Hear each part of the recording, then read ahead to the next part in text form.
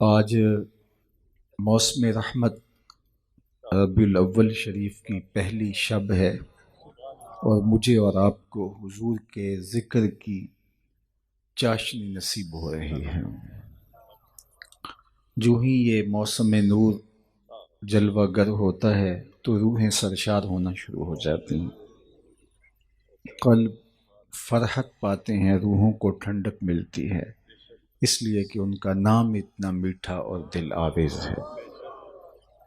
شیخ مہدی الفاسی مطالع المسرات شرح دلائل الخیرات میں لکھتے ہیں، حضور علیہ السلام کا ذکر سن کر جس شخص کے کلیجے میں ٹھنڈ نہیں پڑتی، اس کے سینے میں دھڑکنے والا دل کسی مومن کا دل ہی نہیں ہو سکتا۔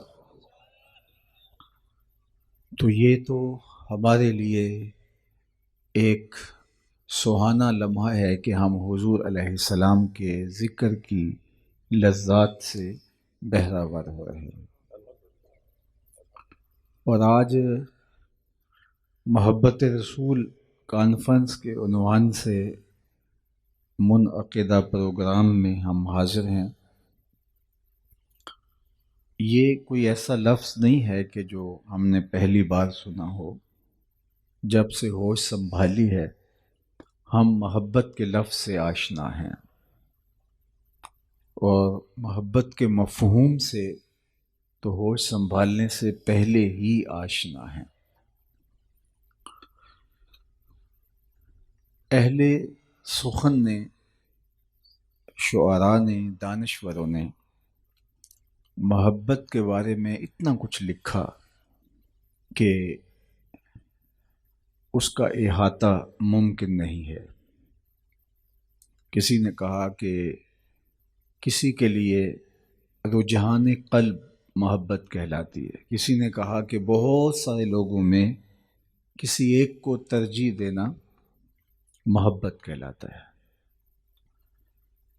کسی نے کہا کہ میلان قلب، رجحان دل جس کی طرف ہو جائے اور پھر اپنی ساری توجہات کا اس کو مرکز بنا لیا جائے تو اسے محبت کہا جاتا ہے۔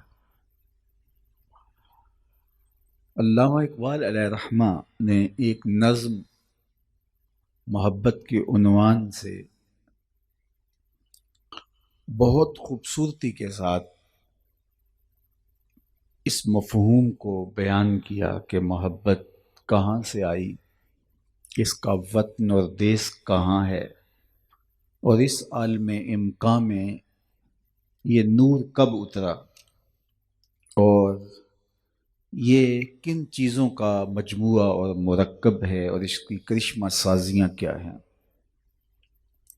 تو اس نظم کا عنوان ہی محبت ہے، اور وہ بہت پہلے سے اس کہانی کو شروع کرتے ہیں۔ عروس شب کی زلفیں تھیں ابھی نا آشنا خم سے، ستارے آسماں کے بے خبر تھے لذت رم سے، قمر اپنے لباس نو میں بیگانہ سا لگتا تھا، نہ تھا واقف ابھی گردش کے آئینے مسلم سے، ابھی امکان کے ظلمت خانے سے ابری ہی تھی دنیا، ہویدا تھی نگینے کی تمنا چشم خاتم سے، سنا ہے عالم بالا میں کوئی کیمیا گھر تھا، سنا ہے عالم بالا میں کوئی کیمیا گھر تھا، صفا تھی جس کی خاک پا میں بڑھ کر ساغر جم سے، لکھا تھا عرش کے پائے پہ ایک اکسیر کا نسخہ، چھپاتے تھے فرشتے جس کو چشم روح آدم سے، نگاہیں طاق میں رہتی تھیں لیکن کیمیا گر کی، وہ اس نسخے کو جانتا تھا بڑھ کر اسم اعظم سے، بڑا تسبیح خوانی کے بہانے عرش کی جانب، تمنائے دلی بھر آئی سائے پیہم سے، پھر آیا فکر اجزا نے اسے میدان امکاں میں، چھپے گی کیا کوئی شے بارگاہ حق کے محرم سے، چمک بجلی سے پائی چاند سے داغ جگر مانگا، حرارت لی نفس ہائے مسیح ابن مریم سے، ذرا سی پھر ربوبیت سے شان بے نیازی لی، ملک سے عاجزی افتادگی تقدیر شبنم سے، پھر ان اجزاء کو گھولا چشمائے حیواں کے پانی میں، مرکب نے محبت نام پایا عرش اعظم سے۔ محوس نے یہ پانی پھر ہستی نوخیز پہ چھڑکا، گرا کھولی ہنر نے اس کے گویا کار عالم سے، ہوئی جنبش ایاں ذروں نے لطف خواب کو چھوڑا، گلے ملنے لگے اٹھ اٹھ کے اپنے اپنے ہم دم سے، خرام ناز پایا آفتابوں نے ستاروں نے، چٹخ غنچوں نے پائی داغ پائے لالا زاروں نے۔ اقبال کا نقطۂ نظر یہ ہے کہ یہ آسمانی تحفہ ہے جو حضرت آدم اپنے ساتھ لے کر کے آئے، اور اگر میں اس عنوان کو آگے بڑھاؤں تو درد محبت سینے میں رکھا اور پھر اس دنیا کے اوپر بھیج کر کے ہجر کی لذتیں بھی کاٹنے کو کہا گیا تاکہ نسل انسانی اس درد کی کیفیتوں سے آشنا ہو۔ تو محبت ایک تقدس مآب جذبہ ٹھہرا، اور یہ آسمانی تحفہ ہے جس کو ہمارے جد امجد اپنے ساتھ لے کر اپنے دل میں سمو کر کے اس دنیا پر تشریف فرما ہوئے۔ تو جب یہ ہمارا ورثہ ہے، ہماری طبع کے اندر راسخ ہے، اور ہم محبت کے بغیر رہ نہیں سکتے، تو پھر ہمیں کوئی محبوب تلاش کرنا ہوگا، چونکہ جب دل ہے تو کوئی دل بر بھی ہوگا۔ غالب نے کہا تھا کہ جاں اگر دل غم اگرچہ جاں گسل ہے، پہ کیا بچیں کہ دل ہے، غم عشق اگر نہ ہوتا غم روزگار ہوتا۔ اس نے کہا جب سینے میں تڑپتا ہوا دل رکھتے ہیں تو پھر لازمی ہے کہ اس دل کے اندر کسی کو بسانا بھی پڑے گا۔ اگر آپ اس دل کو اس کی غذا فراہم نہیں کریں گے تو پھر یہ مارا مارا پھرے گا اور غم دنیا کا گرفتار ہو جائے گا۔ تو جب دل ہے تو پھر دل کی غذا بھی دینا ہوگی، تو اس لیے اس دل کو اس محبت کے نور سے آشنا کرنا پڑے گا۔ علامہ اقبال کو جن لوگوں کے ضائع ہونے کا بڑا دکھ ہوا، ان میں سے گوئٹے ہے، ایک حکیم نیٹشے ہے، تو وہ ایک مقام پہ ایک بات بہت پتے کی کر گئے کہ قلب او مومن دماغش کافر است، کہ اس کا دل تو مومن تھا لیکن دماغ کافر ہوا۔ لیکن صوفیاء نے کہا کہ یہ صرف اس کی کہانی نہیں، اللہ نے اپنی محبت کا تخم ہر قلب میں رکھا ہوا ہے، اس کو مناسب غذا ملے تو وہ پروان چڑھتا ہے، وہ کھل کے گلاب بنتا ہے، شجر بن جاتا ہے، برگو بار دیتا ہے۔ لیکن اگر اس کو غذا ہی نہ ملے تو وہ بیج اندر ہی رہتا ہے، اور اگر اس کو غذا ملے، کوئی اس کو پانی ڈالے، اور پھر وہ بیج اگنا شروع ہو جاتا ہے۔ اور باہو علیہ رحمہ نے کہا تھا اندر بوٹی مشک مچ آیا اتے جاں پھلاں تے آئی، پھر وہ کیفیت جو ہے وہ انسان سے پھوٹتی ہے اور وہ محبت میں دیوانہ ہو جاتا ہے۔ تو یہ اللہ نے قلب انسان کے اندر محبت کا تخم رکھا ہے۔ بلکہ اگر میں اس سے بھی آگے بڑھوں تو بہت آگے تو نہیں بڑھ سکتا، پر جلتے ہیں، لیکن اتنا کہوں گا کہ یہ محبت ہی تھی کہ جس کی وجہ سے یہ کائنات ظہور پذیر ہوئی۔ کنت کنزا مخفیا فاحببت ان اعرف، میں ایک مخفی خزانہ تھا، میں ایک پوشیدہ خزانہ تھا، مجھے کوئی جانتا نہیں تھا، کوئی پہچانتا نہیں تھا، اس لیے کوئی تھا ہی نہیں، کسی کا وجود بھی نہیں تھا، کسی کا تشخص بھی نہیں تھا۔ فاحببت ان اعرف، پھر میں نے خود ہی چاہا میں پہچانا جاؤں۔ عشق کا ذوق نظارہ مفت میں بدنام ہے، حسن خود بے تاب ہے جلوہ دکھانے کے لیے۔ میں نے خود چاہا کہ میرے لیے کوئی سسکیاں لے، کوئی آہیں بھرے، کوئی سجدوں میں روئے، کوئی آنسو بہائے، کوئی میرے گھر کے گرد دیوانوں کی طرح طواف کرے، کوئی صفا مروہ پہ دوڑے، کوئی پھٹے پرانے کپڑوں میں جنگلوں میں مجھے پکارتا پھرے، خاک چھانتا پھرے۔ فَأَحْبَبْتُ أَنْ أُعْرَفَ، جب میں نے چاہا کہ میری معرفت ہو، میری پہچان ہو، تو پھر فخلقت الخلق کا، تو میں نے مخلوق کو تخلیق کر دیا۔ اور حضرات صوفیہ فرماتے ہیں کہ پھر پہلا تعین، پہلا تشخص ذات رسالت مآب صلی اللہ علیہ وآلہ وسلم، ان کو اللہ نے اپنے جلووں سے تخلیق کیا، اور پھر اس نور سے پوری کائنات کو خلعت وجود ملا۔ تو یہ کائنات ہی محبت کی وجہ سے معرض وجود میں آئی، اور اگر محبت نہ ہوتی تو یہ کائنات کبھی بھی معرض وجود میں نہ آتی۔ پردہ اخفا میں رہتا وہ جلوہ مستور، اور کوئی اسے جاننے والا، پہچاننے والا، اس کی کوئی پوجا کرنے والا نہ ہوتا۔ لہٰذا اس محبت نے اس کائنات کو منصہ شہود پہ لا کر کے یہ ساری کائنات کے رنگ بھرے۔ تو محبت ہی کائنات کی اصل قرار پائی۔ اقبال نے کہا تھا، محبت عشق ہی ابتدائے ذات، عشق ہی انتہائے ذات، عشق نہ ہو تو شرح و دیں بت کدہ تصورات، پھر کچھ باقی بچتا ہی نہیں ہے۔ تو یہ بات طے ہے کہ انسان محبت کے بغیر نہیں رہ سکتا، اس کو کسی نہ کسی سے تو محبت ہوگی۔ تو غالب نے کہا کہ جب دل بچ ہی نہیں پاتا تو پھر اس کو کسی محبوب کے جلووں میں گم کرنا ہوگا۔ اب یہ طے ہے کہ محبت کے بغیر انسان رہ نہیں سکتا، تو پھر دل در بدری کی سزا کیوں کاٹے، اور پھر وہاں دل کیوں پامال ہو جہاں اس کی قدردانی نہ ہو، تو پھر دل کو وہاں لگنا چاہیے جہاں اس دل کی قدر بھی پہچانی جائے۔ میں ایک سادہ تمثیل سے ایک بہت بڑی حقیقت احباب کو سمجھایا کرتا ہوں، اور وہ یہ کہ گاڑیوں کے پیچھے انواع و اقسام کے جملے لکھے ہوتے ہیں، کچھ تو دکھی کر دیتے ہیں، کچھ ایسے ہیں کہ بندہ دیر تک ہنسی نہیں روک پاتا، کچھ سوچنے پہ مجبور کرتے ہیں، کچھ بہت ذو معنی ہوتے ہیں۔ تو ایک جملہ لکھا ہوتا ہے، صنم بے وفا۔ تو میں نے دوستوں سے پوچھا جو میرے ہمراہ تھے کہ یہ کیا لکھا ہے، تو انہوں نے کہا جناب آپ بھی تو پڑھ رہے ہیں تو آپ کچھ بتائیے۔ میں نے کہا کسی نے کسی سے پیار کیا ہوگا، پھر اس نے بے وفائی کر دی، تو یہ تحریری احتجاج ہے، یہ اپنے محبوب کی بے وفائی کی دہائی دے رہا ہے۔ میں نے کہا صاحب تو نے پیار اس سے کیا جس نے بے وفائی کر دی، تجھے ایک چوکھٹ بتاؤں، جب وہ ہاتھ پکڑتے ہیں تو حشر کے دن بھی نہیں چھوڑتے۔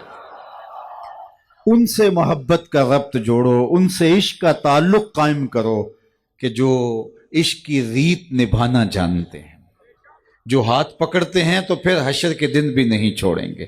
ان سے محبت کا ربط و رشتہ قائم کرو۔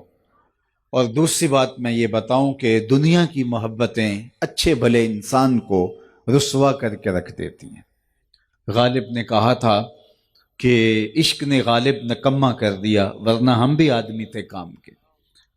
اب وہ کون سا عشق ہے جو اچھے بھلے انسان کے پلے کچھ نہیں چھوڑتا، منہ دکھانے کے لائق نہیں رہتا، پھرتے ہیں میر خار کوئی پوچھتا نہیں، اس عاشقی میں عزت سادات بھی گئی۔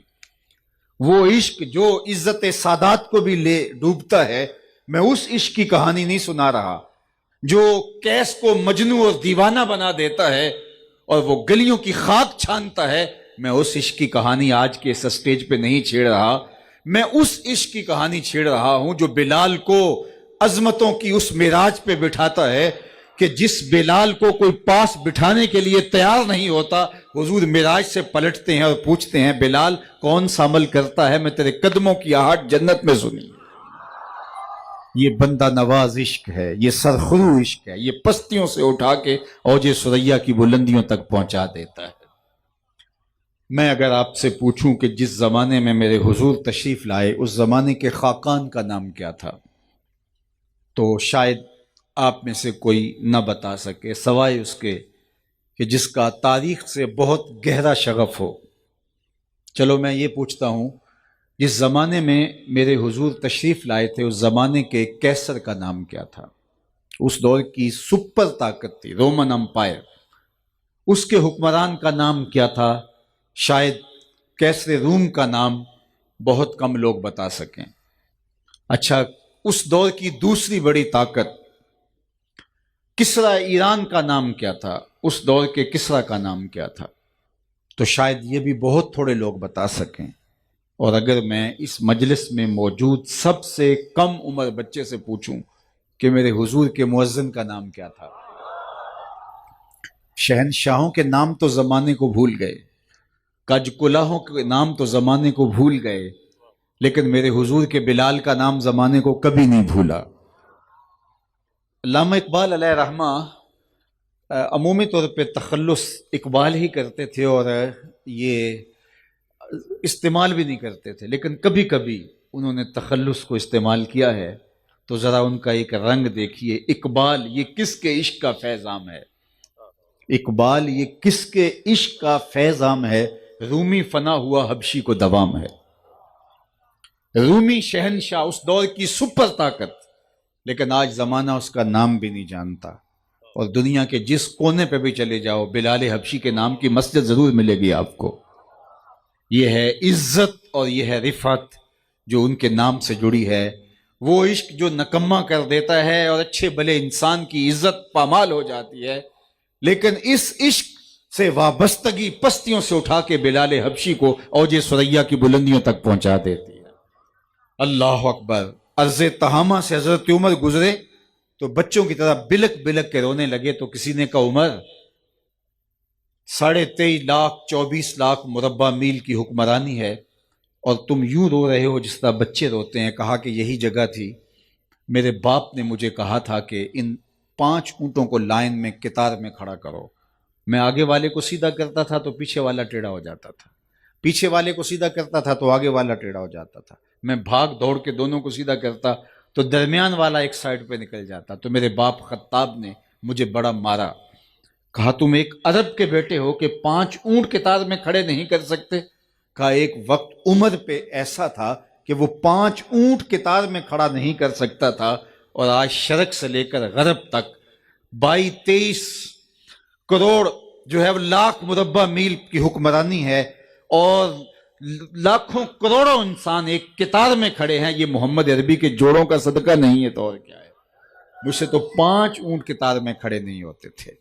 تو یہ محبت سلیقہ سکھاتی ہے، یہ محبت انسان کو شعور دیتی ہے، وہ محبت نکما کر کے رکھ دیتی ہے، یہ پست قامت لوگوں کو قد و قامت فراہم کرتی ہے، یہ عزت کی مسند پہ بٹھاتی ہے، یہ وقار کی مسند پہ بٹھاتی ہے۔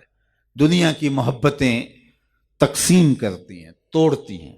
ایک کے 2 چاہنے والے رقیب کہلاتے ہیں کہ یہ تو میرا محبوب ہے، تم نے کیوں دیکھا؟ لڑائی کی نوبت آ گئی، قتل و غارت تک معاملہ جا پہنچا۔ ایک کے چاہنے والے 2 رقیب ہوتے ہیں، لیکن میرے حضور کے چاہنے والے کروڑوں آپس میں حبیب ہوتے ہیں۔ ساری محبتیں رقیب پیدا کرتی ہیں، لیکن حضور کی محبت حبیب پیدا کرتی ہے۔ اللہ اکبر۔ اقبال نے کتنی خوبصورت بات کہی، دل بمحبوب حجازی بستائیں۔ ذرا شعر کا حسن دیکھیے، دل بمحبوب حجازی بستائیں، زیں جہت با یک دیگر پیوستائیں۔ کہا ہمارے دل حضور سے جڑے ہوئے ہیں، ہم اس وجہ سے ایک دوسرے سے جڑے ہوئے ہیں۔ حضور کی محبت جوڑتی ہے، توڑتی نہیں۔ یہ جو 72 فرقے بنے ہیں، اگر محبت کا جمال ہوتا تو یہ فرقے نہ بنتے، یہ امت بنتی۔ چونکہ محبت توڑتی نہیں ہے، محبت جوڑتی ہے۔ فرقے حسد سے بنتے ہیں۔ استاد ابراہیم ذوق نے کہا تھا 72 فریق حسد کے عدد سے ہیں، اپنا یہ طریق کے باہر عدد سے ہیں۔ کہا یہ 72 کے اگر حروف جو ہے وہ ابجد نکالے جائیں تو وہ 72 بنتے ہیں۔ تو کہا حسد کے حروف کے جو ہے وہ عدد 72 ہیں، تو یہ 72 فریق جو ہیں یہ حسد کی وجہ سے ہیں۔ محبت توڑتی نہیں ہے، محبت جوڑتی ہے۔ اس لیے دل بمحبوب حجازی بستائیں، زیں جہت با یک دیگر پیوستائیں، چوں گلے صد برگ مارا بو یکیست، او کے جانے ای نظاموں او یکیست، مستے چشمے ساکیے بتہاستیم، در جہاں مثل مو می ناستیم۔ وہ ایک محبت نے جوڑ دیا مختلف قبائل، مختلف خطوں اور مختلف بولیاں بولنے والے لوگوں کو۔ بلال حبشے سے تھے، صہیب روم سے تھے، سلمان فارس سے تھے، ابو ہریرہ یمن سے تھے، حضرت ابو بکر رضی اللہ تعالی عنہ مکہ المکرمہ سے تھے، حضرت سعد مدینہ المنورہ سے تھے۔ کس کس خطے سے آئے لیکن ایک جمعیت بن گئی، ایک قوم بن گئی۔ کون سی چیز تھی جس چیز نے ان کو جوڑ دیا اور امت واحدہ بنا دیا؟ وہ حضور کی محبت تھی۔ آج میں اور آپ اپنی محبت کا جائزہ لیں۔ اگر حقیقی محبت حضور کی سینے میں موجود ہے تو ہم اس محبت کے نتیجے کے اندر حضور کے غلاموں کو اپنے قریب کریں گے، توڑنے کی بدکاری نہیں کریں گے، جوڑنے کی محنت کریں گے۔ محبت کا یہ لازمی تقاضا ہے کہ جب ہم اس ایک ذات سے محبت کرتے ہیں، مست چشم ساکیے بتہاستیم در جہاں مثل مومی ناستیم، بلکہ کہا چوں گلے صد برگ مارا بو یکیست۔ گلے صد برگ وہ پھول جس کی 100 پتیاں ہوتی ہیں، یہ جو گیندے کا پھول ہوتا ہے 100 پتیاں اس کی ہوتی ہیں۔ گلے صد برگ، ہر پتی کا سائز اور ہر پتی کا کہ رگو ریشے الگ ہوں، لیکن ہر پتی سے نکلنے والی خوشبو ایک ہی ہوتی ہے۔ تو کہا کہ خطہ کوئی بھی ہو، علاقہ کوئی بھی ہو، بستی کوئی بھی ہو، برادری کوئی بھی ہو، کاروبار کوئی بھی ہو، جب تم محمدی رنگ کے اندر رنگ گئے، تم سے ایک ہی مہک محمد عربی کی آنی چاہیے، پھر تم امت واحدہ بن کے اٹھو گے اور زمانے کے اوپر چھا جاؤ گے۔ تو یہ محبت تمہیں جمعیت کا پیغام دیتی ہے، محبت تمہیں جوڑتی ہے، محبت وسعت معاب ہے، محبت بکھرے ہوئوں کو ایک مرکز پہ لا کے جمع کرتی ہے۔ محبت جو ہے وہ امت واحدہ بنانے کی ضامن ہے، اس لیے دوسری محبتیں توڑتی ہیں، حضور کی محبت جوڑتی ہے۔ تو آئیے ہم ذات رسالت مآب صلی اللہ علیہ وآلہ وسلم کے ساتھ جب ادعائے محبت رکھتے ہیں، جب حضور کے ساتھ جب ہم جو ہے وہ عہد غلامی کرتے ہیں، اور ہمیں جب یہ دعویٰ ہے کہ ہم حضور کے غلام ہیں، تو پھر آئیے ہم ان کی غلامی کا رنگ روپ اپنے چہرے بشرے سے اور اپنے طرز زندگی سے اور اپنے انداز معاشرت سے چھلکتا ہوا دیکھ پائیں۔ اس لیے کہ محبت محض زبان کا دعویٰ نہیں، محبت دلیل چاہتی ہے، اور محبت سراسر عمل کا نام ہے۔ محبت پستیوں سے اٹھا کر کے اوج ثریا کی بلندیوں تک پہنچا دیتی ہے، اور محبت قوت کا نام ہے، محبت قوت کی ضامن ہے۔ محبت مجھے اگر آپ پوچھیں کہ اقبال کے سارے کلام کا رس نچوڑو، تو میں سارے کلام کا رس نچوڑ کے اقبال کے ایک شعر کو آپ کے سامنے رکھوں گا کہ قوت عشق سے ہر پست کو بالا کر دے، دہر میں اس میں محمد سے اجالا کر دے۔ تو محبت پست کو بالا کرتی ہے اور یکجا کرتی ہے، اور دہر میں اس میں محمد سے اجالا ہوتا ہے۔ تو کیا میں اور آپ محبت کے ان تقاضوں کے ساتھ اپنے آپ کو ہم آہنگ پر کر پائے؟ یہ موسم ربیع الاول جلوہ گر ہو رہا ہے، آئیے میں اور آپ اپنا جائزہ ضرور لیجئے۔ ہمیں ضرور دیکھنا چاہیے کہ ہم دعوی محبت میں کہاں تک سچے ہیں، اور محبوب کی اطاعت اور فرما برداری جو محبت کا لازمہ ہے، اس میں کہاں تک ہم پورے اترتے ہیں۔ اللہ کے محبوب علیہ السلام کا حکم ہو اور محب اس حکم کو ماننے میں تردد کرے تو اس کو محب نہیں کہیں گے۔ آئیے میں تمہیں ایک کہانی سناتا ہوں۔ اللہ کے محبوب علیہ السلام کا عشق، حضور کی محبت جب ان لوگوں کے رگ و ریشہ میں محو نفوذ ہوتا ہے، تو پھر محب کی تو منشا ہی، محبوب کی منشا جب محب تک پہنچ جاتی ہے تو یہی اس کے لیے کافی ہوتا ہے کہ میرے محبوب کی چاہت کیا ہے، اس سے باقاعدہ احکام کا انتظار کرے کہ محبوب کا میرے نام حکم کیا ہے، یہ تو بہت دور کی بات ہے۔ وہ یہ جان لیتا ہے کہ میرے محبوب کی منشا کیا ہے، اور اس منشا کے مطابق اپنی زندگی کو ڈھالنے میں اسے کوئی دقت نہیں ہوتی، اس لیے کہ محبت خود بخود جو ہے وہ محبوب کی اطاعت اور فرما برداری کے سانچے میں ڈل جاتی ہے۔ مدینہ المنورہ میں حضور علیہ الصلوۃ والسلام گزر رہے ہیں تو ایک گلی میں ایک مکان بنتا ہوا دیکھا۔ اس طرز کے مکان حضور کو پسند نہیں تھے، جس شکل اور جس حیت کا وہ مکان تھا۔ تو آقا کریم علیہ السلام نے پوچھا کہ یہ مکان کس کا ہے؟ تو بتایا گیا فلاں صحابی کا ہے، انصاری صحابی تھے جن کے بارے میں بتایا گیا۔ تو آقا کریم نے کچھ نہیں کہا، گزر گئے۔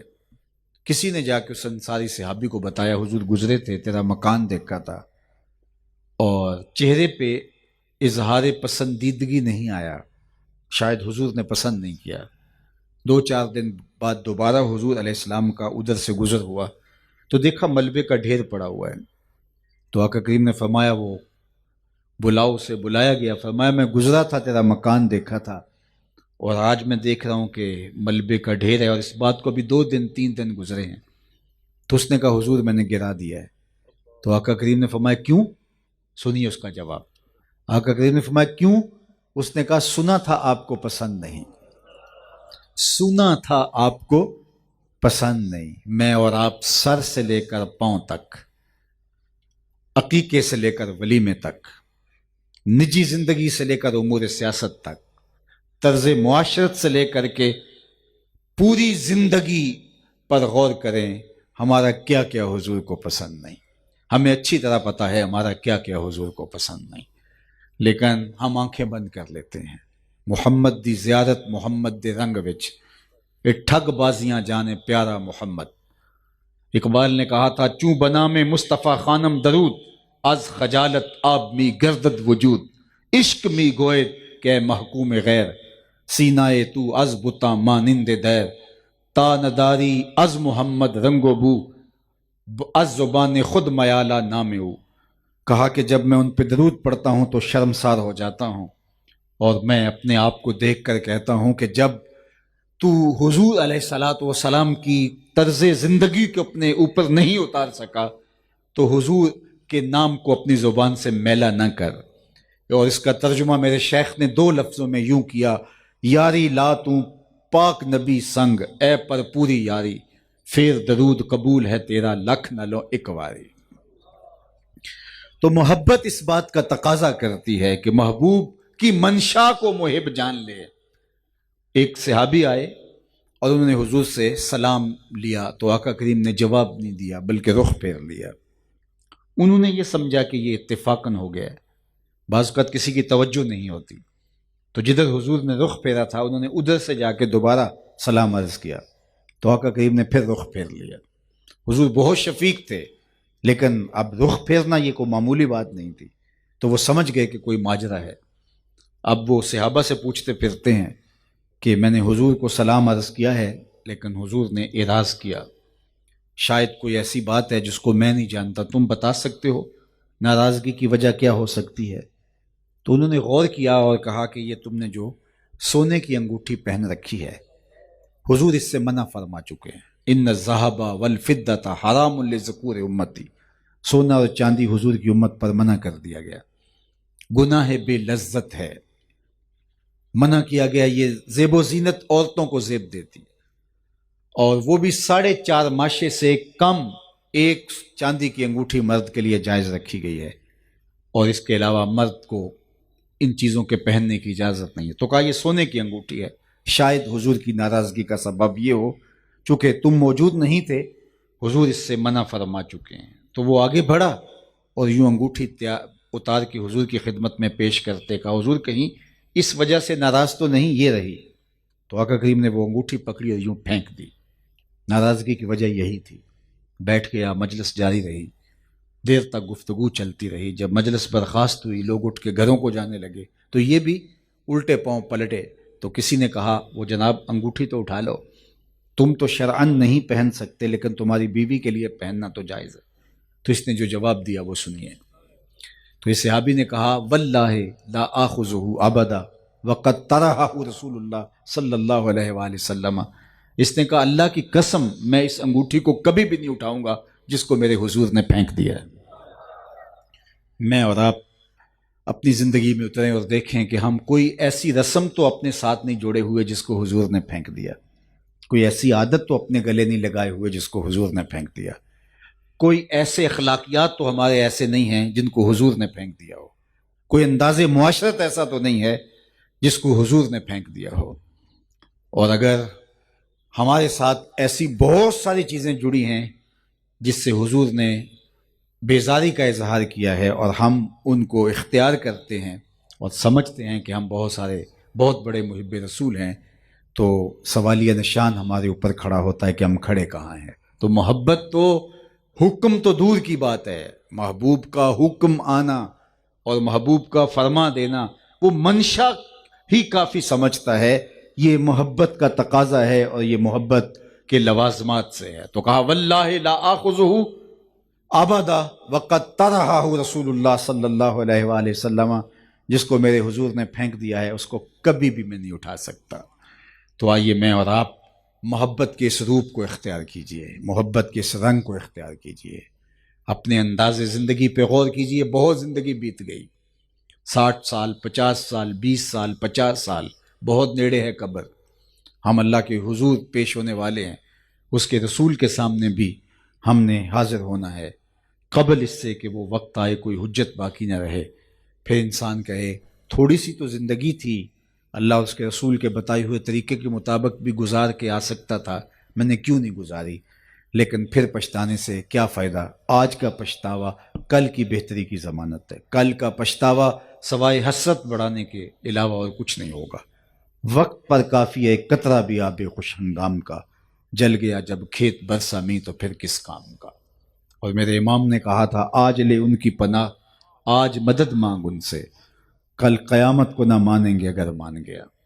تو آج مجھے اور آپ کو اپنے اوپر غور کرنا ہوگا، سویر سے لے کر شام تک اپنی زندگی کو اپنے سامنے رکھ کے اس کو پرکھنا ہوگا، اپنی راتوں کو، اپنے شب و روز کو، اپنے کاروبار کو، اپنے انداز معاشرت کو، اپنے طرز زندگی کو، اپنے رویوں کو، اپنے اخلاقیات کو، اپنی زندگی کے ایک ایک گوشے پر نظر ڈالنا ہوگی کہ میرے پیارے محبوب علیہ السلام کا اس حوالے سے کیا حکم ہے، کیا منشا ہے، اور شریعت کا کیا تقاضا ہے، اور میں کہاں کھڑا ہوں۔ تو اگر ہم اپنے آپ کا محاسبہ کر کے اپنی زندگی کو ان خطوط پہ لے آتے ہیں تو ہمارا میلاد میں آنا حضور علیہ السلام کی خوشنودی کا باعث بن سکتا ہے۔ ورنہ ہم اگر ساری رات بھی کھڑے ہو کے درود پڑھتے رہیں اور حضور کے بتائے ہوئے طریق کے مطابق چلنے کے لیے آمادہ نہ ہوں تو پھر ہم کسی سے نہیں، خود سے سوال کیجئے ہم کھڑے کہاں ہیں اور ہماری زندگی کس سمت جا رہی ہے۔ آقا کریم نے وضو فرمایا اور وضو کا پانی صحابہ نے زمین پہ نہیں گرنے دیا، بلکہ وہ صحابہ کے ہاتھوں پہ آ گیا اور انہوں نے اپنے چہروں پہ مل لیا۔ تو جب انہوں نے حضور کا غسالہ وضو کا گرا ہوا پانی اپنے ہاتھوں پہ لے کے اپنے چہروں پہ مل لیا تو آقا کریم علیہ السلام نے صحابہ کے اس محبت برے عمل کو دیکھ کے فرمایا کہ ما حملکم علی ھذا، صحابہ مجھے بتاؤ تمہیں اس چیز پر کس نے آمادہ کیا ہے؟ میں نے تو حکم نہیں دیا، اپنے وضو کے گرتے ہوئے پانی کو تم ہاتھوں پہ لے لو اور پھر اپنے چہروں پہ مل لو، یہ تمہارا عمل ہے، اس کا حکم میں نے تمہیں نہیں دیا لیکن تم نے یہ عمل کیا۔ ما حملکم علی ھذا، تمہیں اس بات پر کس چیز نے ابھارا؟ تو صحابہ نے جو جواب دیا وہ سنیے، انہوں نے کہا حب اللہ و رسولہ، اللہ اور اس کے رسول کی محبت نے، حضور کا پیار ہمیں اس بات کا تقاضا کرتا ہے کہ ہم آپ کے بدن سے چھوا ہوا پانی بھی زمین پر نہ گرنے دے، وہ ہمارے ہاتھوں پہ آئے اور ہمارے چہرے کا غازہ بنے اور ہماری آنکھوں کا سرما بنے اور ہم اپنے چہرے پہ، اپنے سینے پہ، اپنے بدن پہ ملیں۔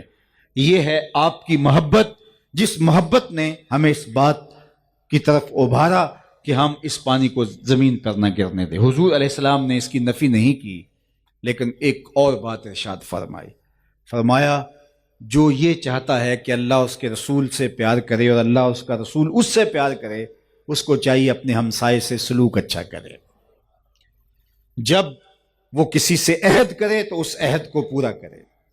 تو حضور علیہ السلام اور فرمایا کہ جب بولے سچ بولے، 3 باتیں حضور نے فرمایا کہ جو چاہے، یعنی تمہارا یہ عمل کہ تم نے میرے وضو کے پانی کو زمین پر نہیں گرنے دیا، تمہارا عمل میں اس کی نفی نہیں کرتا، لیکن یہ تمہارا جس جذبے کے لیے یہ عمل کرنا ہے تو سن لو، تم میں سے جو کوئی چاہتا ہے کہ اللہ اور اس کے رسول سے پیار کرتا ہے اور وہ چاہتا ہے کہ اللہ رسول بھی اس سے پیار کریں، تو اس کو یہ 3 کام بھی ساتھ کرنے ہوں گے۔ ایک یہ کہ جب بھی بولے سچ بولے، اپنے ہمسایوں کے ساتھ سلوک اچھا کرے، اور جب اس کے پاس امانت رکھی جائے تو اس امانت کو ادا کرے، اللہ اکبر، عہد کو پورا کرے۔ یہ ہے حضور کی طرف سے تاکید محبین کے نام، ان کی محبت کا انداز، اس کی نفی نہیں۔ آج میں اور آپ اپنی محبت کے جو بھی رنگ آہنگ اور ڈھنگ اختیار کرتے ہیں، یقیناً یہ آقا کریم کی محبت کی وجہ سے ہی پیدا ہوتے ہیں، لیکن حضور علیہ السلام کا یہ فرمانا اس لیے تھا کہ محبت کے ایک پہلو کو لے کر کے کہیں میری شریعت کو اور اخلاقیات کو نظر انداز نہ کر بیٹھو۔ اس لیے میں یہ بات آپ سے کہہ رہا ہوں کہ ہمارا یہ محافل کا انعقاد اور یہ سب کچھ اور اس مہینے میں جو کچھ ہوگا اللہ قبول فرمائے، لیکن یہ نہیں کہ ہم اس کو بہانہ بنا کر کے شریعت کا جو نظام ہے اور جو اخلاقیات ہمیں سکھائے گئے ہیں ان سے جو ہے وہ پہلو تہی کرے اور ہم سمجھیں کہ حضور علیہ السلام کی خوشنودی ہمیں حاصل ہو پائے گی۔